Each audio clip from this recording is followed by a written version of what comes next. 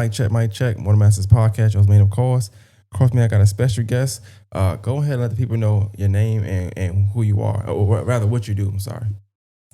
So I'm JAMONICA, and I'm the pre-K program specialist in Richmond County. So first of all, one thing I want to say, welcome to the podcast. Thank you for coming through. Thank you for having me. No, you're welcome. You're welcome. And we will get into that. Before I get into that kind of stuff, though, as far as what you do, just tell people, I want to know a little bit about you first. So, like, I know we talked off camera, but like, where you from? Like, kind of schools you went to, your family background type thing. So I was born in Texas, and I moved around a lot. My father was in the military, so I lived in Germany for 6 years, and I lived in Kansas, New Jersey, and then I moved back to Georgia in high school. When you're young and you move in that many places, like, what's the vibe like? Because I know we talked and everybody be nervous when they first come on and stuff like that. But like with you moving place to place to place, like you never like kind of built up I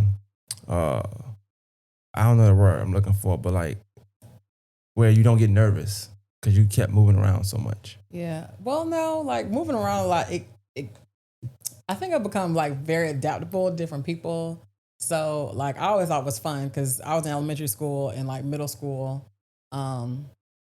And the last big move was high school. So, I mean, you get used to it after a while. So it's like you're always been a new kid. And, you know, my sister was with me. She's always been my best friend. So it's like I had my sister, I had my family, meet new people. Always fun. Let's talk about that real quick, sibling wise. Like, how many siblings you got? How many is your junior sister? That's it? Yeah. So no I have brothers. An older sister. So I have 2 older brothers. Don't really communicate with them too much. Oh, okay. But, yeah. I was about to say, how you just leave them out? But okay, now I was like, how's she gonna leave them out for no reason? Okay. No. Well, I asked that question because it's a couple things I do know about you without knowing you is you are very family oriented. Yes. And I know you do it, be funny. I know you just kind of posting, but I think it's dope when you post like your dad sometimes. Y'all have these battles and y'all text threads. Like for years, I've been watching it for years. Like I like that. Mm-hmm. I like that. Even the first time I officially met you, I think Ashley had something at her house or something like that. Mm-hmm. And Ashley and Melvin, I shouldn't just say one. They're a couple, right? Ashley and Melvin. So you met me, you didn't even tell me that we met, and I didn't even know. We talked that day. So we was like, hey, you from, who are you? I was like, I do the podcast. Oh, I don't remember. Yeah. I feel bad now. Well, yeah, it's fine. You know, I'm nobody. Anyway. Oh my God. You the star, so it's all good. Why not? But I remember even seeing you from Twitter and stuff before that. So like you joke a lot on there, but you always still posted the battle stuff, your Monday humor, the jokes that's kind of funny, but you know it's hit or miss sometimes. Yeah. But yeah, so I asked that just from like that's my snapshot of you. Just a fun person that likes their family and they love their dad to death. So my mom and my dad, like they're very, very childish. So I get my sense of humor from both of them. Like as you've seen, my dad always having like these corny jokes. Like my dad, like if you think of like Homer or Peter or any like dopey like dad, like TV dad, like my dad encompasses all those people in one. And same thing with my mom. My mom is like hilarious. Like I talk to both my parents, all my family every single day. So yeah. School wise, so I guess like technically speaking, you wasn't born in Augusta. Right, I was born in Texas. Okay, and then but you didn't go to school. You didn't have an upbringing in Augusta at all. You just went there for high school. Right. Oh wow. So my school life from elementary to college was crazy. So I started off school in Germany on base, Smart Elementary. Shout out to people. I have my old classmates. I've been trying to look for them for years. But anyway, so then moving from Germany, then Kansas. And then middle school, I started in New Jersey. And 8th grade year, I went to a Catholic school. I was the only black girl in the school. Oh, and God I went bless for 1 you. year. 8th grade year, that's my worst year in life. I hated it. Like, the kids were mad racist. Anyway, so then for high school, we moved down to Augusta. And that's when I started at Cross Creek. Shout out to my Razorbacks out there. So then in college, I went to a school in Philly. I went to a military college. And like my mom, I remember my mom, she drove me all the way to Pennsylvania, dropped me off, and she gave me deuces. And she left. And so like I major in biology. I went to the military school for like a year and a half. I was in this relationship, and I left. Boy. Left the guy, and and then I went to Fort Valley, and then HBCU. Yeah, so I was only there for one semester, and then I came back to Augusta, and I went to AU, and I graduated there. So I changed my major 3 times, but I still wound up graduating in 4 years. What made you change it 3 times? Okay, so in high school, I really loved science, but you thought you did, or you did love it. So then when we go to college, it's very different. So it was super hard, and I was like, okay. And so then from biology, I changed it to criminal justice. And then, so Law and Order, funny you did that because Law and Order SB was my favorite show. And you know the character BD Wong? Yeah, I wanted to be him. So I took a psychology class. And then I never knew about mental illness, like mental health, nothing. And that class just opened my eyes. I still have my first psychology book, and it was like, oh my God, this is amazing. So then I changed my major to psychology, and that's when I graduated in 2014. And now I do nothing in psychology. So, hey, Rook, I will say this. What's funny is you saying you want to be Wong, but that's number one. Number two, the funny thing is, I was similar in the sense of when I took psychology, the intro course. Yeah, I just knew that was it for me. I said, this is it. I like this. Yeah. It's the intro, so it's not too crazy. You just kind of surface level everything. But you start looking at people like, you know what? That's why this person act like this. Oh, that's right. And you ain't in a space to be doing that yet. It's all surface level stuff, exactly. But it's fun to do. So, yeah, I'm glad you didn't go into that field because maybe you might have been misdiagnosed somebody. I don't know. So what you end up majoring, like, what did you end up doing? I'm sorry, like, what you end up doing with your degree? So, absolutely nothing. Because I think, like, coming from Black parents, like my parents, they didn't go to college at the time. My dad, he graduated a couple years ago. Shout out, Dad. Shout out to your pops, man. But yeah, my mom, she always pushed for me and my sister. Ever since I was 2, my mom always told my sister and I, okay, when you turn 18, you're either going to go to the military or you're going to go to school. So my sister, she went to the military and I went to school. And I had no idea. Like, I always did well in school, but I said I kept on changing my major. I didn't know what I was going to do after that. I just thought Define well for me. When you say you did well in school. I love school. Like, always had good grades. I was in the beta club. I got honor cords. Like, I did very well in school. Okay. But like, I went to college, and I just went there because everybody said, go to college is what you're supposed to do. One thing I say from listening to you talk, I'm glad I started here. See how nervous you've gotten already? But I started here. It was just that I thought I liked math a lot in high school, especially in high school in Augusta, Georgia. Let's start there. I'm not trying to diss Augusta. I'm just me being from another place and school out there. Mm-hmm. High school while Augusta was behind to me because absolutely. Everything I did in high school I did in middle school already. Mm-hmm. So I kept my middle school books. It's funny you say you kept your book. I've been a hoarder all my life, so I always kept my books and my notes. I used that for all high school. Never had to open nothing else but those. Went back to those books. The notes was even better up there, but that's neither here nor there. I went to AU as well, and it was called Augusta State University at the time. And I said, okay, I'm a major in accounting. Why not? I've been getting all these math awards in Augusta. I'm going to rack up. And first semester, I knew it ain't for me. The first couple of tests in accounting, it just told me, try something different. So I did what you did, criminal justice, but not because I wanted to be Wong, just because I need to get out of school. So. But clap it up for you real quick for graduating. So I'm going to clap it up for you anyway. So I know you said, you've always had good grades and done well in school. When you think of your upbringing, your parents, your household, how much of that weighed in on you doing well in school? Yeah, so like I said, my mom, she always believed like she was a firm believer in education. She said you got one job and that's going to school. So I figured while I've been in school, just do well. And it was easy from school. It's always been easy for me. I love taking notes. I love learning. My sister and I were both avid readers. We were stayed in the library on the weekends. We would walk 2 miles to the library. I remember when we were 8, 9 years old, 10 years old. So it's always been a household like that believed in the importance of education. The times you think about, you just said y'all walk 2 miles to go read at the library. You know what you got to get a kid to do to read nowadays? they not walking 2 miles for nothing. Yeah, no, honestly, not. So I am blessed to have came up in that time. Yeah. So speak to me about just when you came down here. Like, was it a culture shock for you? Because you've been multiple places. And I know you're in the education system now, but you've been multiple places, and then you come here for education. Luckily for you, you did go to one of the better public schools in Augusta, which is Cross Creek. Because I get told that every time I laugh at Cross Creek, I get told, we number one. We number one. Yeah. All right, I'm going to clap it up for y'all from the morning. All right, yes. cool. So what was that culture shock like for you?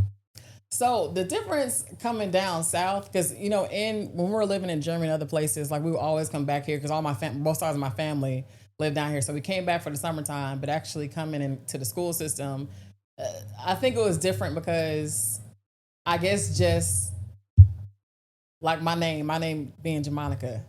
I never knew my name was ghetto until I moved to Augusta. Like, nobody ever said anything about my name. I've never had a nickname. Nobody ever called me Monica or nothing like that. I came down here, JAMONICA, and I was like, I thought my name was normal. But like, so like things like that were just like very different coming down here. Not even in Catholic school. They didn't. No, surprisingly not. It's just, just a name. Of all schools, you got Cross Creek to tell you your school. Your name was ghetto. My name was ghetto. And I remember vividly like coming down. I came down, I started in January. And so I was wearing turtlenecks and things like that. It's like, look at the girl, she got a turtleneck on. And it was just funny looking back at it. What made you like? Why you wear turtlenecks for? Like, because I just had come from New Jersey and it was cold up there, and so we wore turtlenecks. What was the weather down here those days when you? I mean, it was a little chilly. I mean, I was used to being cold. Like I said, I came in January, so. Okay, I'm pretty sure you didn't catch a cold that year. Well, probably not, but. Yeah. Turtleneck is wild. I'm not gonna lie. That's definitely. Yeah, they was getting on me bad. Turtleneck is, Cross Creek getting on you is kind of crazy too. Now I think about it. I learned quick. Let's take off the turtleneck. Hey, clap it up for Cross Creek real quick. Finally getting on somebody. I appreciate that, man. All right, that's all good. All right. So, but your experience at Cross Creek all in all was good though. I see some of the pictures that you post from Cross Creek, and like you had a good time. Oh, I love Cross Creek. Everybody knows I'm like Razorback number one. Like, I support Cross Creek. I'm in an alumni association. Pay y'all dues because we have some fun things coming for homecoming this year. So yeah. Yeah. All right. So also Razorback. So I don't know if you know, but the connotation with Cross Creek, and I've interviewed some people from Cross Creek, and I think because of the time it was made, and I guess I don't know. You might know history more than I know because I didn't go there, but history of it, I guess when it was made and it being one of the newer schools, it just got outcasted a lot, and then people automatically assume everybody at Cross Creek is rich because some of the neighborhoods there are high-end neighborhoods, but a lot of them not as well. Right. But I don't think people take that in account. And since when something's new, it's always sometimes better. Like if you had 2 toys and you got a new toy, or 2 cars rather, and you got a brand new car, it may not be better than your older car, but because it looks better, and I think in the city that gave like Cross Creek this negative name.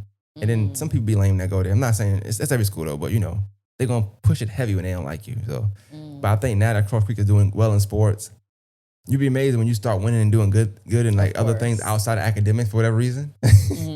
People start to like, oh, that's a reputable school now. It's a good school now. Because now that they win in sports, it's like they're not being talked about the same way no more. Yeah, it's I guess it's different now. But when I came out here, being that I didn't go to middle school and grow up with people down here. Like, I don't know if you didn't go to Cross Creek, I don't know who you are. Like, I don't know, like, I hear the reputations of other schools like, Glen Hills or Josie or Laney. My mom went to Laney. Your mom is from here? Yeah, my mom and dad, they both went to Laney. My whole family went to Laney. Okay. So, yeah. So, yeah, okay. So they are from here. Okay. See, I didn't just land here one day. I'm sorry, yeah. So my family's from here, but my dad was in the military, so we moved away. Gotcha. Came back. And they went to Laney. So you got some cool parents. Not only you got parents, you got cool parents. They went to Laney. All right. Okay. All right. So you got some Wildcat in you. Ain't nothing wrong with that. Yeah, I go to my mom's because my mom, she's the president of her class. Shout out to class 85 at Laney. Okay. 85. So I go down there and support them as well. Shout out to the parents, man. Do you have any of that? Like, far as kind of, they probably have school pride because Laney's full of school pride. Yeah. Do you possess that at all? But I know Cross Creek, but like Is that it? Just Cross Creek? None of the schools you went to at all? No pride there at all? No, just Cross Creek and AU. I like to go to a lot of AU games to support. I went to my first alumni event at Augusta University, excuse me. And it was really fun. I went with my boss because she went there as well. And so they had a lot of cool things, but there's a lot of older people. So I'm like, if you went to AU, come to alumni events. Like, it's fun. But you gotta have dues or no dues? Oh, no. Okay. It's not even. Everything was free. They had like this whole weekend. Like, they had brunch. They had like this little after party. Like, it was pretty cool. So I kind of want to get into, I know what you do and stuff. So what is your title at this point, like in your career? What's the actual title for? I know you started at the beginning, but I forgot. Yeah, so I started in 2019 at the board. I was a regular admin. Well, I was a temp. And so then I became the pre-K admin, and now I'm the pre-K program specialist. What does that mean? So there are two people that run pre-K in the whole Richmond County, and that's me and my boss. She's the pre-K program administrator. Mm-hmm. And so there's like 59 pre-K classes. And so we kind of oversee the curriculum for all the pre-K teachers in the district. Okay. Mm-hmm. You say you started out the temp though. Mm-hmm. So when you started out, what were your goals, or if any, when you first applied or just tried to work there? What was your intentions? Yeah. So going kind of back a little bit, when I graduated college, like, you couldn't tell me that I wasn't about to be, they tell you when you graduate college, you're about to be making all this money and everything, right? So I get out thinking I'm about to be making six figures and everything. Cha-ching. Not the case. So I started with this company. I'm not going to name the company. And I was in payroll. I was a payroll specialist. That was my first big girl job. And it was fun at first and I hated it, right? So I left there thinking, okay, I got this good company under my belt. I got this degree under my belt. I'm about to be good. I went a year doing these odd and end jobs. And then like after a year of like random jobs, I landed through a temp service at the board. I didn't really have like a plan for real. I just, was just getting in where I fit in. And eventually, they hired me on and I fell in love with what I do. I mean, I know you mentioned earlier about just having good grades, and it seemed like you love school anyway. Yeah. You love education rather. Mm-hmm. So when you got this as a temp job, did you look at it that way, or was it still like just another random job? We're just gonna see where it goes and. Well, kind of, because it kind of both of that, yeah, twofold. Because I did, like I said, I did believe in education, and that was, always been very important to me. And so it kind of was like, okay, let me just get this and see how, what happens. But then, like, once you're doing the job every day, I'm like, yeah, you know what, this is important. I do love this, so that's how I stuck it through. Well, when you you posted about it and you said you had a praise break. I'm not gonna lie, when I seen praise break, I almost kept scrolling. I'm gonna just keep it real with you, right? All right, it's not with praising. It's just you know how sometimes people post on long messages and you ever read one and then you didn't understand like why I had to be so long, because it could have been 4 words. Right. I was like, nah, but it's you. So I said, I'm gonna try to hook up, raise it back. You know what I'm saying? And I'm gonna read it real quick. It says 2019. I came to the board as a temp. 2020, I became officially hired on as a pre-K administrative assistant. 2023, I am now the pre-K program specialist. So within a matter of 4 years, a rough 4 years, this is COVID. Right. All right. That's that alone is rough in its own. Yeah. How did you go from temp to specialist? And I don't know if that word is just a play word, or I'm not saying, because I know in my field of work, specialist is a very, very heavy word. Like they lean on that for like everything. Right. So go from temp to specialist, like describe them 4 years. So in those 4 years, just like you said, COVID, like it was rough because, okay, coming in, the person who was over the pre-K program, she left. And so I had a new boss. She didn't know anything about pre-K. We're both like newbies to the system. We didn't know what we're doing, right? And so like in those couple of years that we were working together, like we really learned the job, and like being out in the field, like we had to go to each and every school, like learning like, okay, what do the teachers need? What do the students need? And so in doing that, they saw that I was doing work more than an admin does, like putting presentations together, going and speaking to people. and finding resources and finding grants and like getting things, that, like I said, that our teachers and students need. They saw like how hard I was working and my passion behind what I do. And so that's how they, the one of the superintendents came up to me and she was like, you're kind of doing more than like an admin. Like you know what I'm saying? They saw me like always with me and my boss, like I was out in the field. And so that's how they kind of started talking about, changing my title and things like that. When you look at, because what I'm gathering from what you're telling me, it seems as if they looked at you, they kind of evaluated what you was doing, noticed that you were going above and beyond, or even just doing, and probably naturally, you probably wasn't doing it on purpose, just naturally doing more than what was probably required for the job anyway. And I read in the same post that you said the person the previous before you quit because it was too hard. So here you have somebody who quit because it was too hard versus somebody who's doing more just because it's in you to do more, right? And so you're doing a job and then some. So from this, they kind of, I guess, did they create a new program? Is that, I'm not saying they created it just for you. I don't know if they did, but I know this program is new. This is a new title, right? If I'm not mistaken. Well, yeah, the title is new. Yeah, they created that. Well, because the girl, I want to say she quit because it's too hard. I believe she quit because she wasn't being valued because she should have been a program specialist. Gotcha. Well, I never met her, but she left right before I came, and then a girl told me, she was like, "Are you sure?" Because the pre-K admin position was open. She was like, "Are you sure you want to do the pre-K?" Because the last girl, she did everything. It's a lot, and so I was like, "Well, yeah, I can do that." So, and then a lot of people, they have this misconception that pre-K, like the teachers, they're just babysitting all day, and that's not the case. Like pre-K teachers, they do a lot. It's a lot to have to be with 22 kids and trying to, handle behaviors and doing things and also teaching. They have lesson plans just like all other teachers. So, it's a lot of work that people don't think about. When you talk like just the pre-K side of things, like what, like if I don't know if you even know like a day in the life of a pre-K teacher, like because you said it's 20 something kids, but it's not the 22 kids, it's 22 3-year-olds or 4-year-olds or 5-year-olds. So it's, and I hate to say this, but it's ain't no telling what's going on at home. And I'm talking about in the sense of teaching what this kid knows. Is he or she above the average 3-year-old or way below the average 3 or 4-year-old, right? Because that can probably, if you got 22 kids and 18 of them are below, it's gonna be a rough day. Oh, absolutely. But if you got 18 that's kind of ahead, you may have an easier day than another teacher. Right. So what's some things you see far with I guess on the pre-K side? So a lot of things that I've seen, because I went to the first day of school, when I tell you it was exhausting. I seen your post. Yeah. So I didn't even realize things that you, I don't want to say take for granted, things that you don't think about. For pre-K, when they first come in, you have to teach them rituals and routines, is what we call it. A lot of kids, they don't even know how to sit down at the table and eat. Like when they go in the lunchroom, because at home, they're not sitting at the table. They're, they walk around, we call it grazing. They'll grab some food and they'll go sit down on the couch, or they'll go walk around the house. Like they don't know how to sit down. They don't know how to sit on the carpet and interact with other students. Like they don't know a lot of things. So you literally have to teach them and show them everything. So they're not used to being in a classroom with other students and a teacher.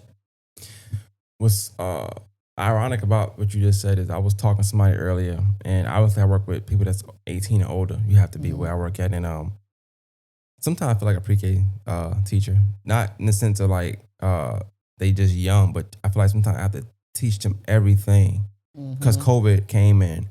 If you worked in that company, you know things. If you didn't, you don't know things. So right. And that's stressful alone. So I just can't imagine somebody with 2-year-olds all day. Like, at least if you're 18, I could be like, whatever, man. Right.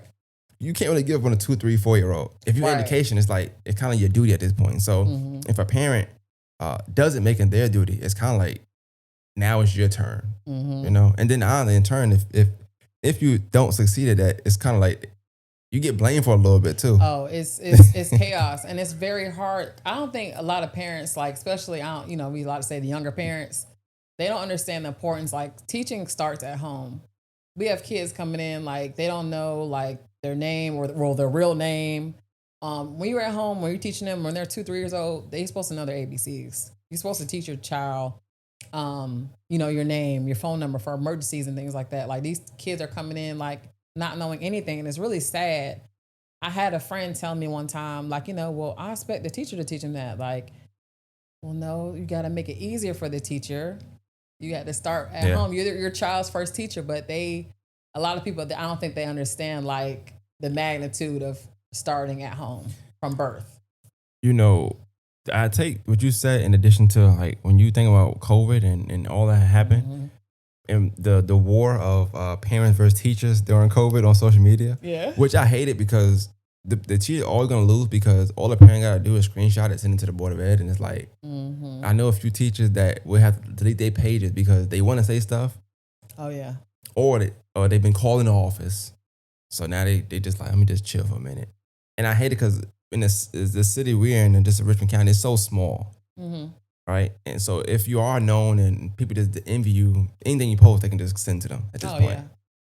But aside from that, I just think that war with the teachers versus parents, you kind of saw that some parents saw how much teachers actually did.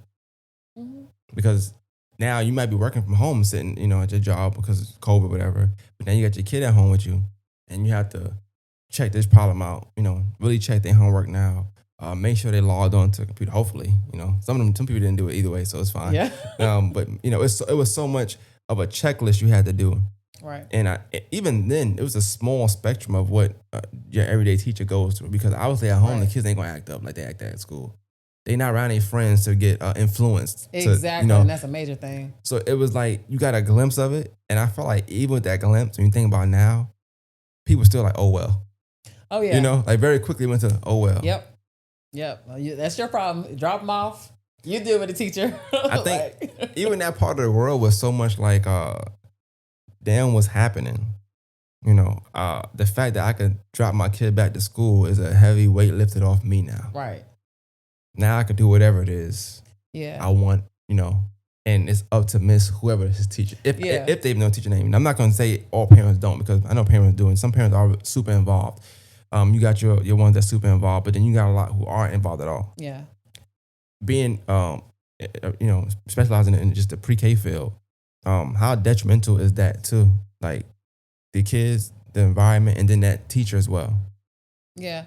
So it's very important. Like even for me, like I don't have any kids, but I have a godson, and even after working all day, when he stays with me, I have to think like, okay, I worked all day, I'm tired, I've been out of these schools, I'm exhausted, but I still gotta come home because he's only 5. He can't go and cook his own food, so I gotta make a mental note. Okay, let me go feed him, make sure he's good.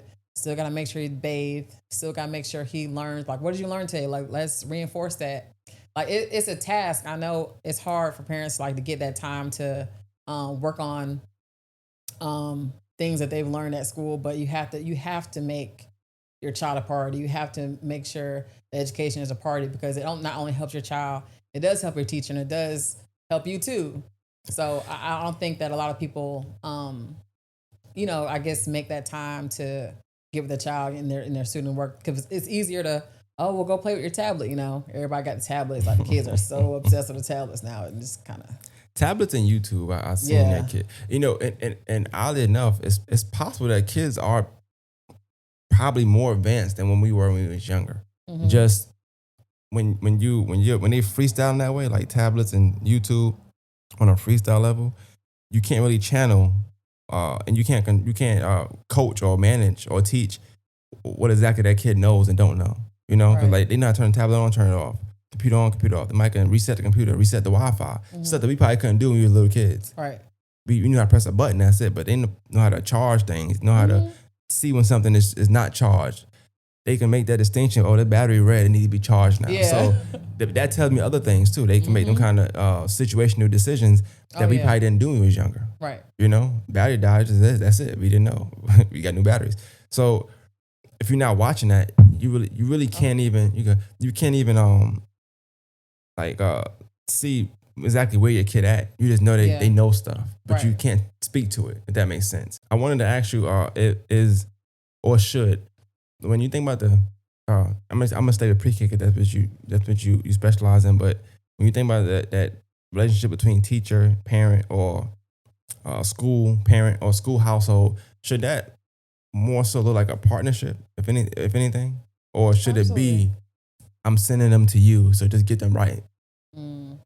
Yeah, it should definitely be a partnership because a lot of things that are wrong in the world is because of lack of communication. Mm. If we can fix communication between parents and teachers and building that partnership, like things will run so much smoother. And then having like the communication be consistent. Like you have to stay consistent, even though you have communication. Make sure it's clear as well, because you know you can communicate, but does a parent understand? Does a teacher understand? So if we can build that rapport from the beginning, and then keep that building on as the school year goes on, like it's better benefits the child. I'm gonna read a post.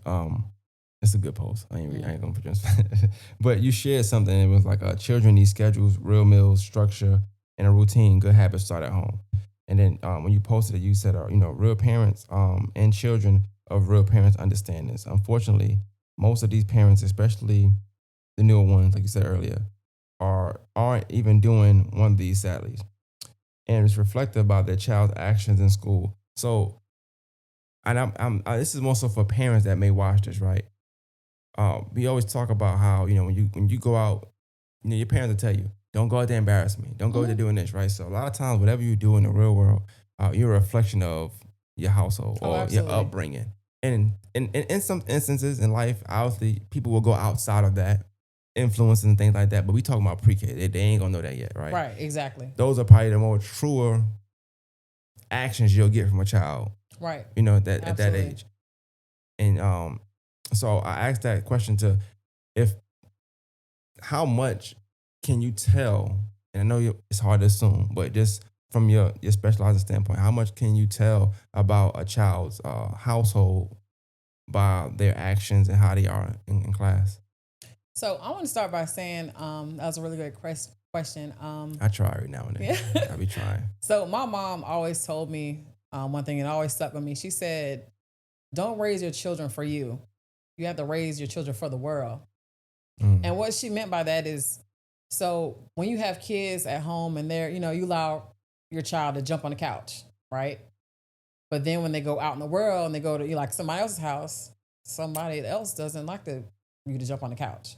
So you have to teach your child like the differences between doing things at your home versus out in the Right. world, right? Just like you were saying about, don't go out there and embarrass me. A lot of times I see that kids like, well, sorry, parents, they let their child just do whatever they want. And so when they get in the classroom and a teacher try to enforce certain rules and routines, the child is, defiant or not wanting to listen because they're just so used to, not hearing the word no and doing what they want to do. So that definitely affects the whole classroom. And parents don't understand how bad that affects the classroom because, you may have those, like you said, like maybe 18 kids are doing the right thing, but then you have like one or two that are not listening, and that's going to influence them. Okay, well, he's not listening. I'm not going to listen either. So it Mm-hmm. can be a whole domino effect. So it's very important to, you know, start rules and regulations, like, so you can't interrupt what's going on in the classroom because kids do need structure. Kids do need schedules and routines because in the real world, there's structure, there's Mm-hmm. routines. You have to start with it early. So I agree, and I say the same thing. I feel like school, the more you go through it, and each grade you go higher and higher. Far as that level, you realize how much. Like I always say, high school is a perfect representation of the real world. Like Mhm.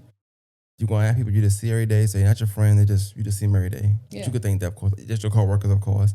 Then you got the politics side of things. Things that's it's just life. Life just happen, embarrassing moments, whatever, ups and down, heartbreak, all that stuff. Everything you go through high school is like a real world. Right. It's just in a small setting, right? But you mentioned something about kids and them seeing somebody do something. So when you think about just in the pre-K sense, is for a kid, you got to think about, I guess, how it can affect a kid that is in the right household, it has a great upbringing, or their parents are doing everything they can do, right? But they go to school, Mm-hmm. and out of them 22 kids, they of the six that's like uh above the average 4-year-old. Right. So you got these other 14, 16 kids that's acting out or doing whatever. Now they bring that back home, and you Right. like, Right. wait, where you get this from? Because I've had that. My oldest, that she'll come back and say something like, what when you get this word from? I don't use that word. Like, or Right. like, why are you doing this? Like, you know, man, sometimes like, oh, this person do it at school. You know, this person do it at school. Right. I think too. It just seems like, of course, we know like now the new age is like people are very selfish. They don't think about the world. They just think about, okay, this is my kid, my house. Yeah. And it's not like a sense of a village or a community anymore. And so that's a big problem, I think, that's going on because they don't think about the repercussions. Okay, just because you, like I said, do something in your house, like it's just not appropriate Right. in other settings. And, you know, they just don't, like, it's, oh, well, like, and it's like, you know, they grew up and they didn't think anything was wrong with it. And so it just trickles down to the kids and it's just an ongoing cycle and it just doesn't stop unless, you know, we can actually get together and teach in a new way. You gotta think with you at the pre-K, that age group, let's say 5, 6 max is the age group. Obviously it's kind of hard to distinguish that. You could tell a 3-year-old, hey, you can do this here, but not there. But they 3. Like, you know, it's not like you're telling a 13-year-old that, or you're telling a 7-year-old that, where they could come in at extension. Kids are smarter than people think they are. Like, you can tell them, like, no, and they'll understand. Like, well, let me take this back. At that age, what we try to teach them is, instead of saying things like no, stop, don't, we want to limit that and tell them what to do instead. Like, instead of saying like stop running, like say use your walking feet. Like, explain things to the kid, and like they'll catch on very fastly. You know, well, very fast. So, you know. No, that makes sense. So, like, instead of just, of course, it's and I should say stop, because we know when we say stop, we should stop. But instead of saying stop, just tell them do this. Right. I got right. you. You have to be very like particular. Yeah. Okay. And specific with kids, because they because a lot of times, like, if you keep on saying like no, don't stop, like, you know, they're gonna like tune it out. So you have to redirect them by telling them what they should be doing. So it's funny, and it's funny talking to you, because like I said, in my field, we got this thing. Well, yeah, you can say we got this thing, whatever. It's this thing where they say, you know, it's important to tell the associate the why behind what we're doing. So don't just tell them we're doing this, tell them why we're doing it. And I always understood it, but I didn't think about how, like I said, those 18-year-old and up adults, even with the 2-year-old, 3-year-olds, it's the same thing. Kind of like, that's y'all telling, they're not telling them why, but it's like, just walk. This is where you walk at. This is not where you run at. Right. But you're not saying don't run. You're not screaming at them. You just kind of say, hey, use this instead. Exactly. So I like that. That's okay. So for your position now, what's your day to day? And I only asked that because you said you're going to all these schools, so you just travel school to school. Like, are you gotta be mean? Or like, I'm wondering now. I'm wondering. 'Cause I can't even see you being. Well, I guess everybody got that side, but I can't see it because you smile, you joke a lot. Yeah. Like, what? Like, how is specialist JAMONICA? Yeah. So if you talk to any of my pre-K teachers, some of them might think I mean, but so like day to day, like it just depends on what's happening. Like right now, like it's the beginning of the school year, so we try to go out to the schools, like to make sure our teachers are supported, because we have a lot of new teachers right now. We have about, I want to say 8 new pre-K teachers, and which is very good because we had a lot more in the past, and so our retention is like really, really good right now. That's great. So we're going out the fields to make sure everybody's good. I've helped teachers like get supplies, because every pre-K teacher gets $1,000 and they get to spend money on supplies for their classroom. Jot this notes down right here. So sending me the supply list. Supplies for their class. Like, so I make sure like they get those things that they need. I make sure all the students are at where they need to be. Right now we're seeing a lot of, like I said, because of COVID, like I think this is the last of like the COVID kids. We have a lot of behaviors like going on. So making sure like the teacher feels supported is the main thing, because if you're a brand new teacher, last week you were selling shoes and now you're in the classroom, that's a lot. Yeah, so right now it's been a lot going out to the schools and helping the teachers. When you say support, I have to ask, like, I only asking that because now every time you talking, I always compare it to wherever I know. So what I know of, you got people who aren't in one institution per se. So you might not be in I'm about to say PS, but I'm gonna say PS 136. That pre-K. That's at New York. I know, right? You might not be in that. You might not work in that school. Yeah. But you visit schools, right? So you're not in one school all day. You just visit multiple. But it's all Richmond County. So all of Richmond County. So all of Richmond County pre-K is you the specialist. There's you just 29 schools. Yeah, there's 29 schools, elementary schools. And I just pop up, I show up like, hey, gonna see pre-K. And they know I'm the pre-K lady. and I would assume, just if I'm wrong, they're not happy to see you, or they are. Oh, yeah. So they are. So when I come in, like, they know, like, okay, they're coming with some stuff. They're coming with support. So, yeah. Oh, so y'all got real support. Y'all not coming there saying you're doing this wrong, you're doing this wrong. Oh, no. They know. Y'all coming there helping what you need. No. Let me help you do this. They do it this way. Let me show you this. Oh, okay. Right. Yeah, I'm not coming in like, oh, Jamonica's coming. Like, we got you. Like, it's not I got you, mom. It's really, truly supporting because we want, again, because what we were talking about earlier about the teachers with 22 kids, like they're crying all day. They miss mom, especially right now. Some kids are not potty trained. So that's another big thing. And giving them like tips with that. Like we have some kids like, who have special needs, things like that. Like it's a lot. So I go in there, give them support, give them things of what they, like some tips on what they can do to make their classroom easier.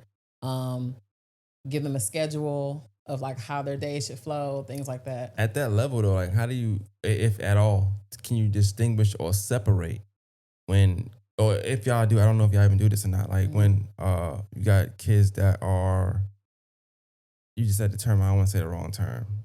Special needs. Special needs, yes. Okay, I'm about to say something totally different. Yeah, special needs. So how do you distinguish those students from the kids who aren't special needs? So in pre-K, I do want to say, so there's only 2 requirements, and that's you have to be 4 by September 1st, and you have to live in the state of Georgia. That's it. So you don't have to be potty trained. You can, have special needs. You're federally protected by the state. Anybody can come in. So if you have special needs, you can be in there, with the regular kids, and especially being with special needs in classroom. Like I love it, them being in there with the general ed because it helps them. Like if they have speech delays, helps them like communicate better. They see their friends talking, and then even with like the potty training thing. So a lot of teachers they get very like I didn't come here to change diapers. But you never know what's happening at home. Like maybe they're with with their grandparents and they weren't able to teach them. Right. Being in there with the pre-K kids, like they'll see like, okay, well, my friends, they're, using the restroom on their own. So like this helps them like do that faster. Like every facet, like being in the pre-K classroom with all those different students, like just seeing like the different levels that they're on. It's almost like the opposite of what we said earlier. When you see a kid doing something, I would say, I'm gonna just say bad for better words. Say something bad, or that's not breaking the rules. And you don't come from a breaking the rules household, but you go home and break the rules because you see that. Yeah. In the same breath, you see a kid doing something that you don't know how to do. You might want to take that on as well. So, he's in the potty, or I'm gonna try to potty train or no, I want to use the potty now because my friend is doing the same thing. Right. So okay. So that makes sense. I get that. So having some special need kids in the class with general ed, that does help. Absolutely. And when you say special needs, I don't know if it's a certain requirement for that per se, but like, does that fall in line like with autistic kids, or is that something totally different? Oh yeah, so special needs, like whether like we have some kids like who have autism or physical developmental delays, like any kind of form of special needs. Like I had a coworker. And he been trying to get me to help. I don't know how to help him. I couldn't tell him. And I'm not saying you know how to help him at all, but I'm not throwing you in there. But I have a nephew that is autistic, and his son is. And obviously, I was going to give him a specialist, autistic specialist that I was trying to have on a podcast and kind of slide that in there, a little.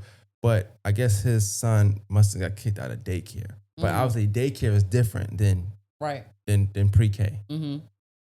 So he good with pre-K. I got to send something pre-K. He'd be all right. Oh, absolutely. And you know what? Okay, so now it makes sense. I think school just started back. I remember him saying he only could close until school start back. And I guess because pre-K can't turn you away. Absolutely not. But daycare, I guess they could. I don't know the rules. You can ask me. I can tell them. Depending on what level they are, like we have some students like who they have these thing called IEPs. We have a pre-K. We actually have a pre-K IEPs. Yeah. So I'm not a pre-K like special ed specialist. Gotcha. But we do have one. And depending on like what level the child is, like they're in the classroom like either half a day, and they come in like in the general ed, and then the other half of the day there is a pre-K sped classroom that they go in as well. And we do have inclusion classes, and also there's different supports. We have a behavior specialist that comes in and supports students as well. So we have lots of different supports for any students with those needs. I don't know how it was for you because you went to so many different places. I don't know. When I was in school, I remember when somebody couldn't like really speak well, which I don't know why I wasn't then. Now I think about it, but I don't know when I started stuttering. I can't remember. But I used to envy that. I'm not gonna lie. I used to be mad that I had to stay in class and they got to go somewhere because they would always come back and say they had mad fun or had pizza parties. Like they have an extra pizza party because they in the class. I don't know. It just bothered me. I just wanted to tell you that it bothered me. I'm sorry. There's no question. I just wanted to tell you it bothered me a lot. And then I started stuttering. And now, I don't know. I don't think I bullied nobody that like stuttered. I think I just started doing that. I don't know, out of nowhere. Maybe I talk too fast. I'm not sure. But earlier you said something about, living in Germany. So you speak it fluently. Absolutely not. Okay, no. Okay. You played me a little bit. Okay, I got you. No, Okay. I still remember some phrases. Like I lived there like from when I was 2 till I was 6, and then like I said, I took German in high school, and I was pretty good. I got a honor cord. Shout out to Mr. Walker across Creek. Clap it up for Cross Creek. Yeah, and so like when you don't use it, you lose it. So. I still know a couple things, but I'm not as good as I used to be. Oh, okay. Yeah. I just wondered, I was like, dang, you speak 2 languages? That's, okay. Oh, but no, not at all. Okay, so you just speak one. Just one. Okay. I speak half because sometimes I say the word, sometimes I don't. I learn now if I can't get it out, I just get past the word. So if I'm talking and I miss a word, that's why I just can't get it out. So I think that's why I don't like hearing my voice, because I speak like when I get like excited, I speak really fast. I know what I'm saying. And so. But it's funny. It's funny as talking to you. Yes, you have done that a couple times, right? Yes. But I knew what you were saying because I do the same thing. So like I know how it is to just skip the word. Like, all right, we just I skip. And then my thing is too, like if you probably when you go back and replay this, like you'll see my problem is I don't fully pronounce the words. Like I don't like hit the T. I don't like cross my T's when I talk. And so I be sounding crazy, but but you probably got there from too. Like how long you lived in Jersey? I lived in Jersey for 3 years. Oh yeah, it could be because it's I think in fast-paced talking cities, it's common to miss words because you're talking so fast. Like it's just common to do. Yeah. Up there, you don't think nothing of it until you come down here and everybody talking slow, not like slow, but slower. Yeah. And they like pronouncing every single word. I just can never do that. I feel like I would look like something's wrong with me. You know what's funny? When I was working at my previous job, I was sent to back to New Jersey for a week to work. And I went in the office. I'm thinking I'm all happy, like, hey, everybody. I'm like, hey, good morning, y'all. And everybody looked at me like, why are you speaking? Why are you talking to me? Like, it is so funny. Like, I didn't even think about that when I was living there, but like going back and then like, they're not down with that at all. Me thinking about you saying how you came up, though, I feel like you one of them people that maybe just went with the flow. So you kind of could like read the room. So when you're up there during them 3 years you lived up there, you knew, okay, I ain't gonna speak to that person. They ain't speaking to me. But I think it is a thing when you come down here in that Southern hospitality, like you get it. You naturally, everywhere you go, you speak. Yeah, right. And then you realize very quickly, oh, okay, this ain't the place. Yeah. Okay. When I went back to New York, I didn't speak to nobody besides my family, so it was fine because I don't do that on a regular basis. But I definitely could tell that 3-second rule was in effect. Like, don't look for 3 seconds. I will say something to you. So I was turn around, okay. Right. Looking at the ground in my phone, not looking at nothing, just kind of like scrolling so I can keep walking. So yeah, it's definitely different from up north and down here. Educational wise, though, like, so you over pre-K. What do you have any goals? Like, is it something that you're just setting out to do that you want to do? Like, in relation to what you do now, is it a goal you're trying to reach? Is it something that you could say, if you do this year, like it's a success? So, right now our goal is to like we're funded through the state, pre-K is, and we just want to make sure that we stay fulfilling the guidelines for the state. We don't want any schools on monitoring. Before we came in, almost 4 years ago, like almost every school was on probation or on monitoring in pre-K. And we came in like we shook it up. We did some things differently, changed some processes, and we're good with the state. We're in great standing. So as long as we keep our teachers happy and make sure we're in good line with the state, that's my big goal. So yeah. What's a good day for you? Like when like what has been the most rewarding moment for you with what you're doing? Like you ain't gotta use names of course, but like give me a situation where like that situation like made you happy that you're doing what you're doing. Like you feel like you made an impact on whatever, whether it's a teacher's life, a student's life, a household, whatever. Like what's something that so far in what you're doing that's what you kind of hang your hat on. Yeah. So last year, I made a post about this as well. You probably saw it. I probably scrolled. Yeah. You said praise break? No. Oh, okay. But when I being an admin, I didn't go out into the schools a lot. Then my boss was like, "JAMONICA, you really just need to come with me out in these schools." And so I would see in the schools like some of them like the furniture that the teachers were using, the furniture that the students were sitting on their desks, the chairs, like horrible situations. You have some schools where like things are brand new and look shiny and beautiful, and some schools like, are we in a dungeon in here?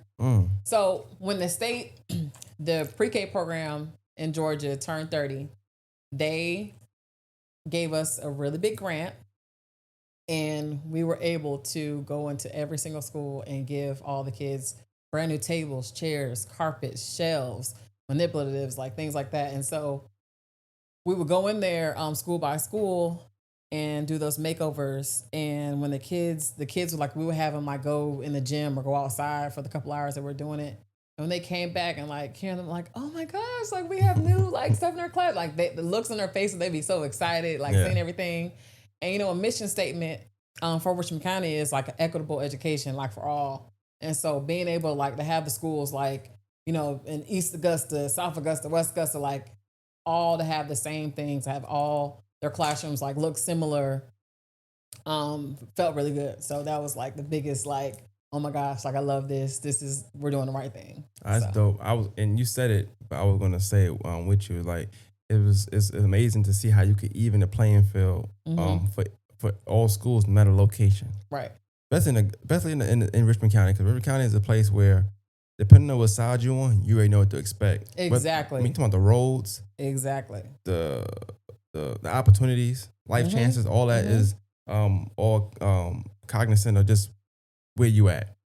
Right. And I like that. The fact that if you in West Augusta, your school gonna like you in East Augusta, South Augusta, North Augusta, whatever. So I like that. That's amazing. And I do know that I know when I was younger, like when in school, when you got newer stuff, you just felt better. Exactly.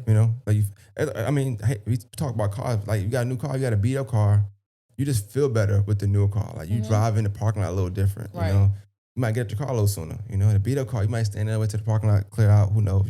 Right, you're not as confident. You're not as confident. So I like that. That's great. That's great. Yeah, people don't.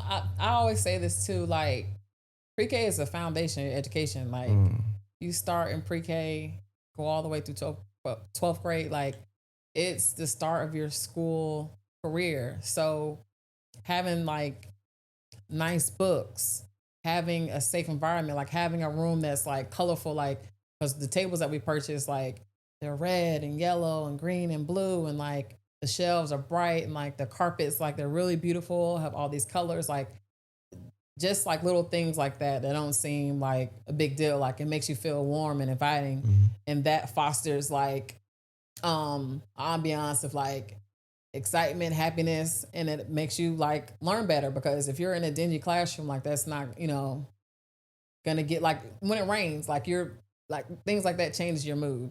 And so when you're in a better mood, you have a better environment, you feel safe, like you're gonna learn more. And I know we like to talk about the distinction from home to school, but I just feel like with anything in life, it's a thing. So even when you like however your home looks, and then you get to your job, it's like, Oh yeah, you know. absolutely. But for some people, like school is the more comfortable on a more comfortable side. They Oh, love yeah. to come to school. So you got new things, or it's a colorful room, like that can change your mood. You got a dull Exactly. home setting and maybe not getting attention. Maybe you are. I'm not saying everybody. I don't want to make it sound like everybody home life is bad. I'm not Right. saying that, but it could be good. But school could still just be the thing that lifts you up, you know.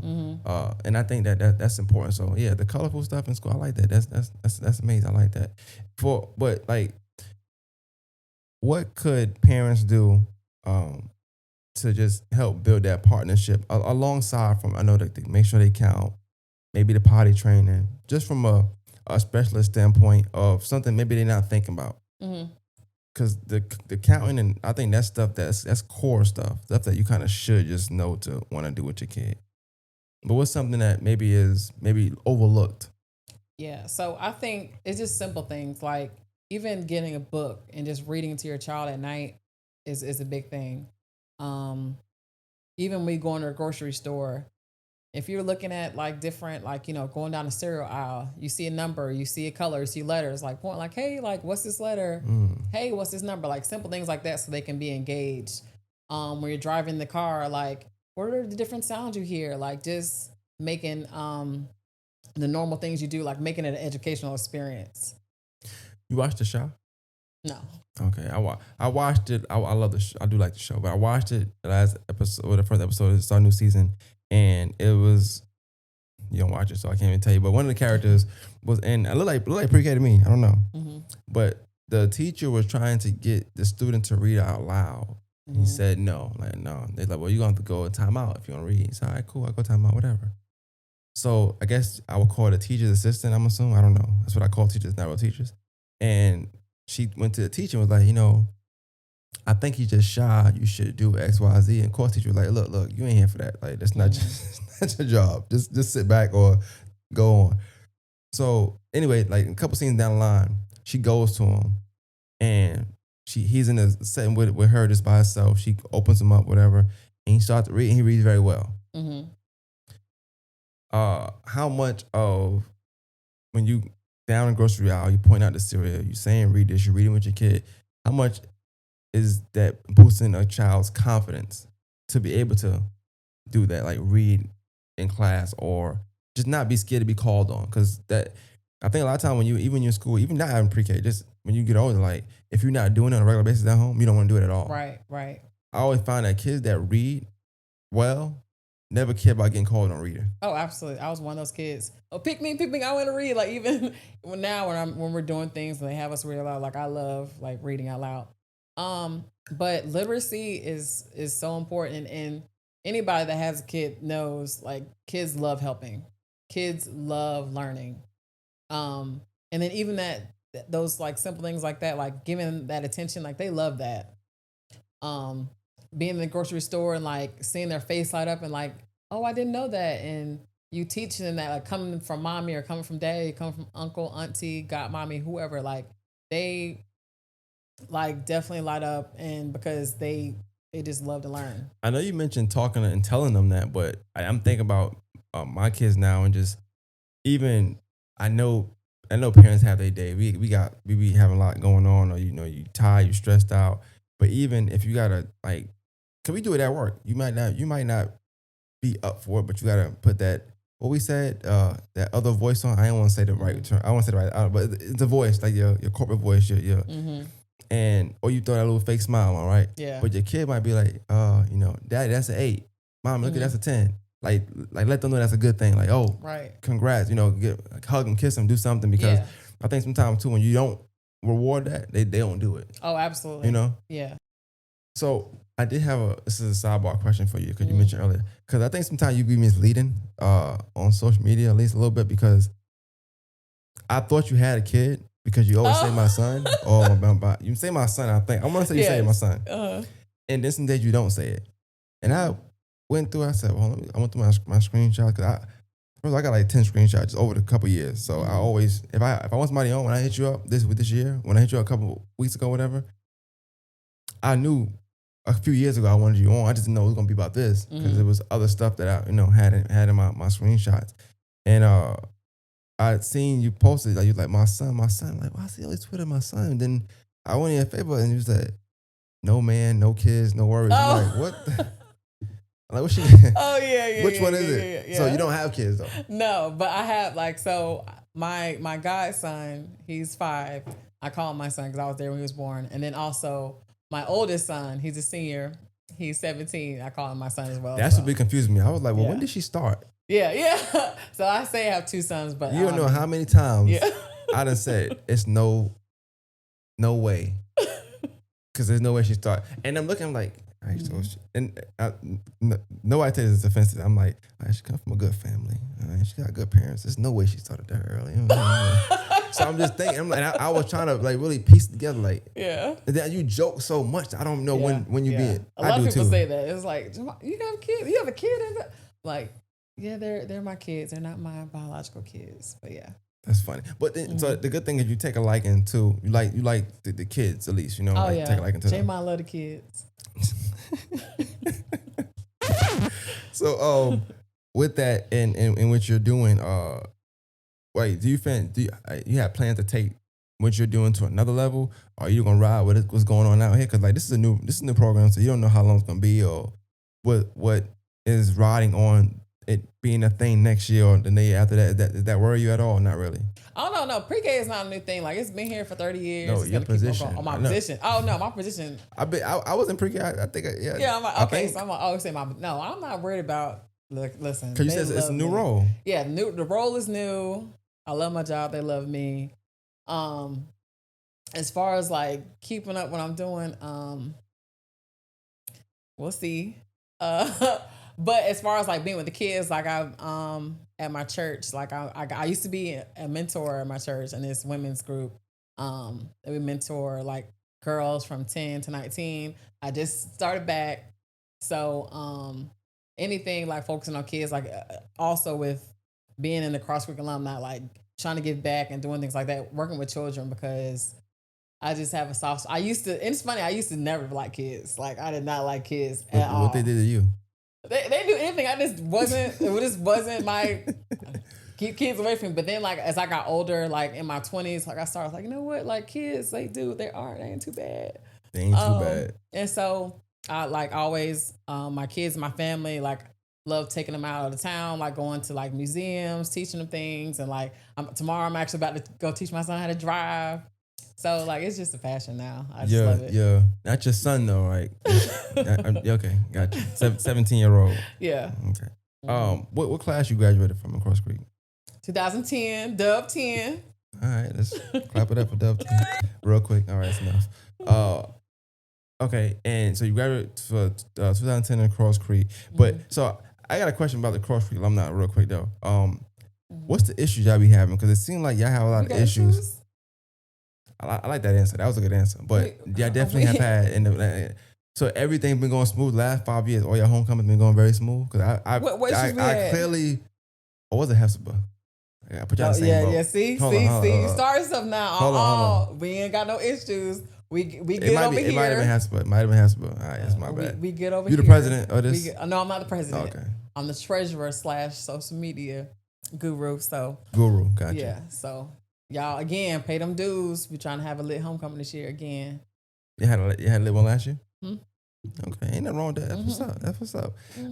I like Cross Creek is Cross Creek. I could have sworn you had an issue, but maybe it wasn't y'all. Why we gotta have issue? Why are you trying to start issues? No, I'm not starting. I'm not gonna lie. I don't know about homecomings. I never been to too many. So you don't even go. So you just saying stuff now. I got no school pride. I'm not gonna lie. I'm not one of them people. I've been to too many schools. I don't know. I've been to a million schools. You went to one high school though. I went to different high school every year. I don't know. I don't know what to be loyal to. Yeah. I don't have one. Yeah, that's true. I'm just a cool guy. But okay.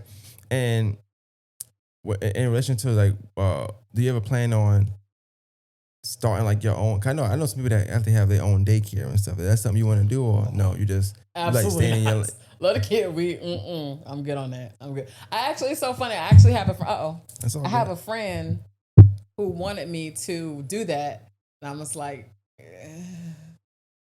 I'm good. What made you say that? Why not?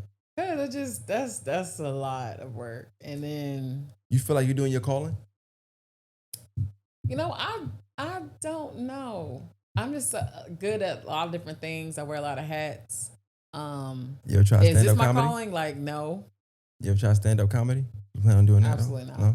Okay. Absolutely not. I'm not. See, with a stand up comedy, like, shout out to Stephanie. You have to be able to like have stories and like retell. I'm not good with like having a rehearsed bit. You don't I'm think just so? good. No, I'm just good like off the cuff. Like we like sitting here, like I can just like make jokes and laugh like just in conversation. But like having to like rehearse and just think of things, I don't think I. All right, I'm ready. Okay. Make me laugh. See Nah, that? I'm playing. Like absolutely not. No. No, I'm joking. And I asked it because you do joke a lot on social media, so I know that's like your thing, like Yeah. But you I've like always social been a media. class clown my whole life. Again, shout out to my parents because they're both clowns. How do your parents? How do they view you? Like, do you ask them that? Can you assume or speak to how they view you? Yeah, I'm like to my dad, I'm probably like his like spoiled brat. Like, and my mom, like I'm just her twin. Like me and my mom are so much alike. Like, it doesn't make any sense. So, yeah, I'm the baby. What's So their thoughts of what you do now? Like, 'cause, I mean, I'm proud. I know when you posted that on social media, everybody was proud of you. Everybody was like super happy for you. Yeah. I think the same day I hit you up. I don't know if it's the same day now, but or the next day. I don't know when I saw it, but I know as soon as I saw it, I messaged like, "Oh, I need you on." This is what it was. Yeah, because when you hit me up, it's like you want to be on the podcast. I'm like, what we gonna talk about? Like who me? Like I was not expecting that. So, Let's start here. How when I said it, you didn't respond right away, and I was like, "What's going on?" Because I didn't know what to say.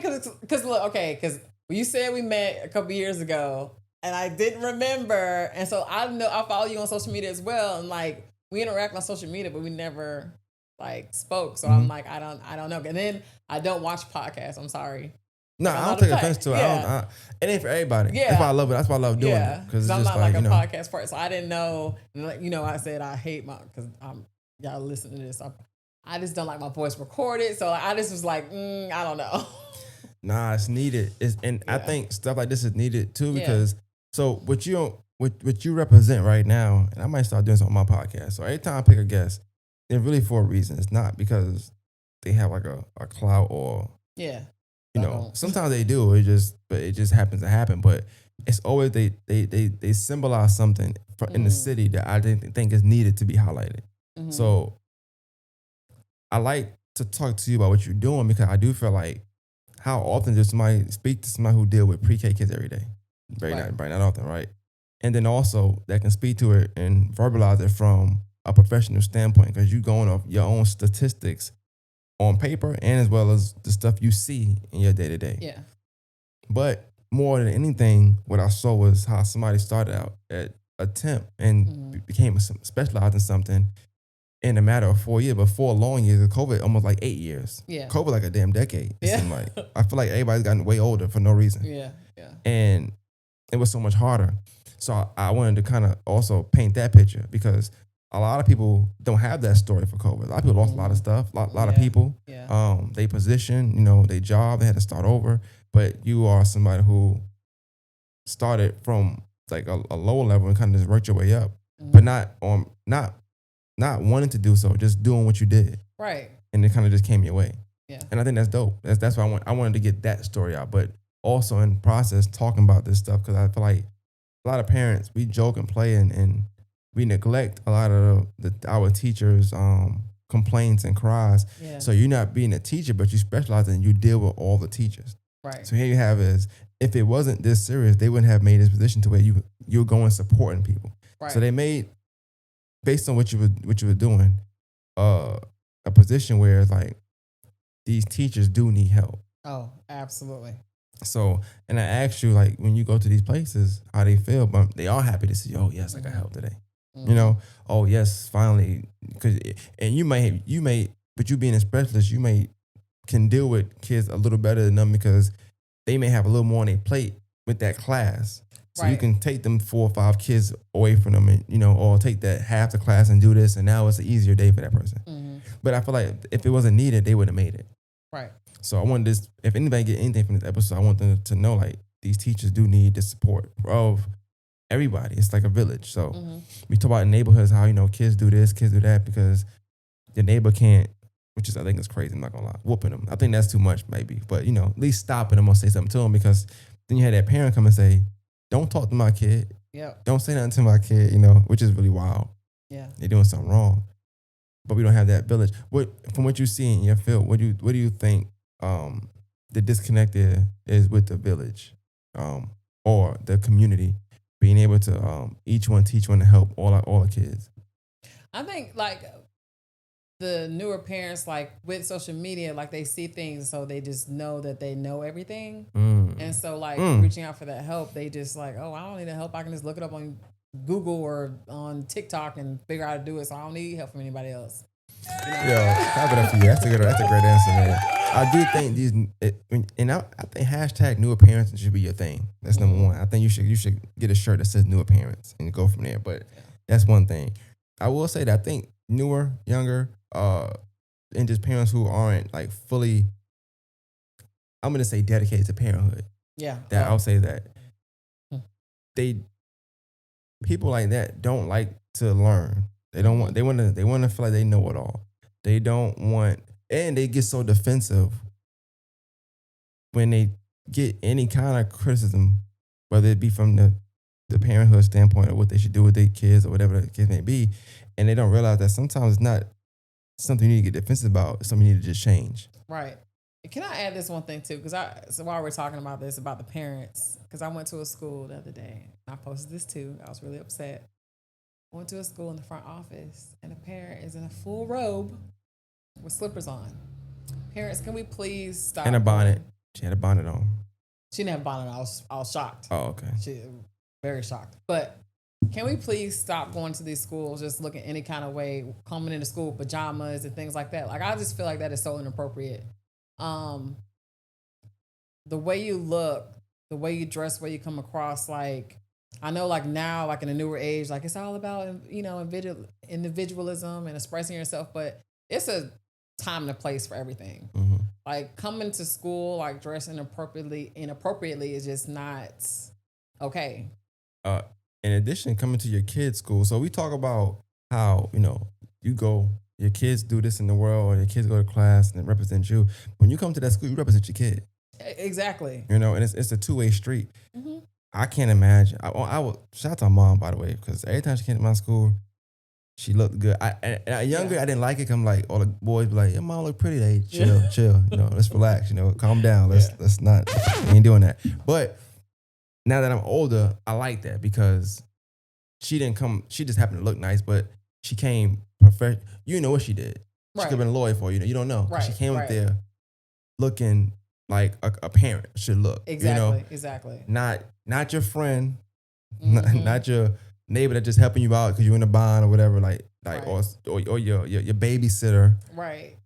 And I think that they don't look at it that way as well. Like, it's like when they go to the stores, like, where the bonnet thing, like, I don't really care about that, but why I gotta dress up to go to the store? But going into a school, it's just, I don't understand it. Like you say, you represent your child and your family, and then like just going up and seeing things like that, it's just that going in bedroom clothing to a school, just, I will never understand. And then it's like, I guess they don't care.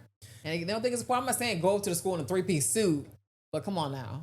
Wouldn't be a bad idea. But yeah, I ain't saying you gotta be done up. You ain't gotta be GQ, but you gotta be like, when I go, even if I have to be late, or I know I'm gonna be late and I gotta walk my daughter in or something like that, and I'm not working that day, back when I wouldn't have to work 6 days a week, whatever. I never came and bought basketball shorts. I always dressed up still because I just feel like first I'm already late. Let's start there. So I'm already late. So I can't be coming in basketball shorts. So, but I want the people that's over and watching and seeing my child to know, like, her dad cares. Right. Because sometimes what you wear kind of tells a story. Exactly. So whereas I'm not going to quote unquote judge you, but what you wearing does tell a story. So we mentioned about not being your child's friend, but being a parent. At that point, when I'm looking and I see a friend, which is, if that's everybody parent different, what you want to do, hey, whatever it is. But I also, sometimes I can feel the embarrassment on the kids sometimes. You know what's And I like interesting? that. Like when I was, that year when I was going like from job, like working random jobs, I would go to these job fairs. And when I went to the job fairs, like I had a blazer on, like I had like a little suit, dress for a job fair.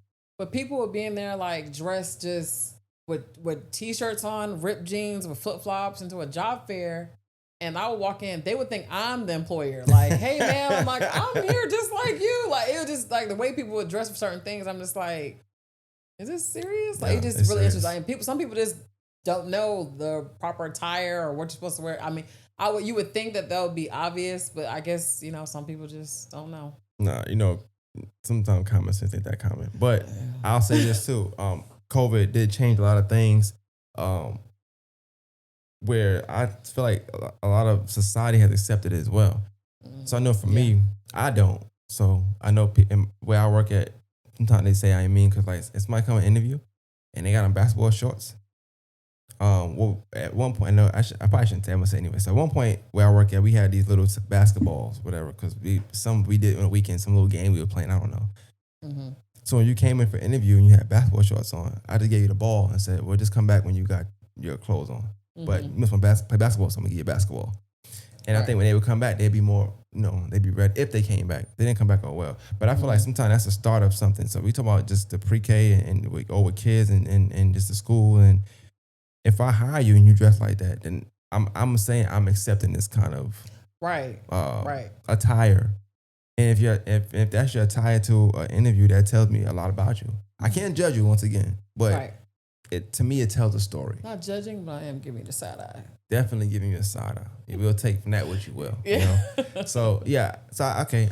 But I do think that the dressing thing is super important in the schools because I think we see it at every school, and I get it. Some people, I hate to say that because I feel like at certain parts of the city you won't see that at. And we always talk about the whole Columbia County, Richmond County, all that stuff. Oh gosh. And I hate that because I love inner city. So I think inner city is just strong-willed. They tougher. Sometimes smarter for the most part. It may not seem that way because of other situations, but I would bet my money against inner city all the time. But I hate that, at least the aspect we talking about with that part, you won't really see that too much. Exactly. And when you do, you know what happens? They look at you kind of crazy. And now you change it. But if we do it, they want to fight. Yep. So, and I already know you. I'm not judging you once again, but if I tell you an attire, I feel like you're ready to fight too. So I don't want to bother you. I don't want to bother you. Right. I'm gonna let you have it. You know what I'm saying? I might just take a little picture and send it to my. Look at this. But yeah, man. I will say this though. I did like talking to you. Hopefully you can come back on too. I like to do like the beginning and then hopefully NDA you're not like looking like Obama after his term or nothing like that. Like I want you to be stressed out, but or maybe at the ending or something like that. Maybe you bring a teacher on with you and y'all talk about like because that'd be dope. I like the information out there. That's my main thing. But even when we talk here, this was a good conversation. I didn't know how good it was gonna be. I just know I wanted to do it. So yeah, man. Tell the people. I don't know if you want to know where they can find you. I don't know you want to market yourself. I don't know what you do if you want to do that, but give them something that they can take with them from here on. I don't know. So again, my name is JAMONICA. You can look me up on the Richmond County website. If you have any questions about pre-K, please call me. I'm always here to talk. I ain't got your number, but it's fine. So call me at 706-826-1000, extension 5127. And I'm on Facebook. I'm not going to give you my Facebook name. Bunch of email. I got an email address? Yeah. So my email address is HOLMEJA1 it's a really long, but it's at richmond.ga.g. I can put it at the bottom of the screen. Yeah. It's really long. I can't remember right now.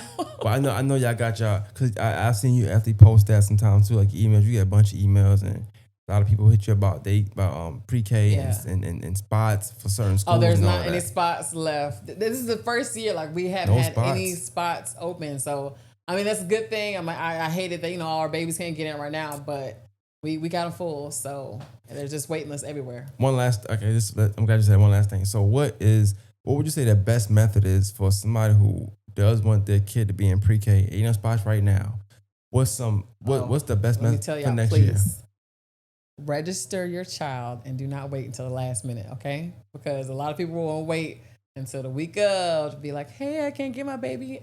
But you know what? I can't even say that. Well, yeah, I can't say that because for the lottery, you're not guaranteed a spot, but your better chances at getting a spot.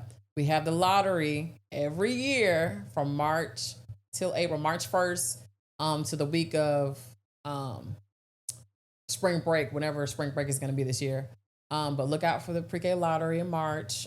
Please register then, and then we can go from there. So March is okay. March is the lottery. Yes. Okay. Right now, time you gotta start making some posts now. Tell them, hey, Yeah. look, it's March. I better go ahead and get the lottery now. You know, we have it up up for a month, so you know people be last minute, of course. Yeah, but it's okay. All right. Well, look, man, I appreciate you coming through. This is a dope episode. Nah, thank you. You did a great job. You see, thought you were gonna do good. You did real good though. You did really, really good. I learned a lot about you, so that's good. All right. More Than Master Podcast. We out.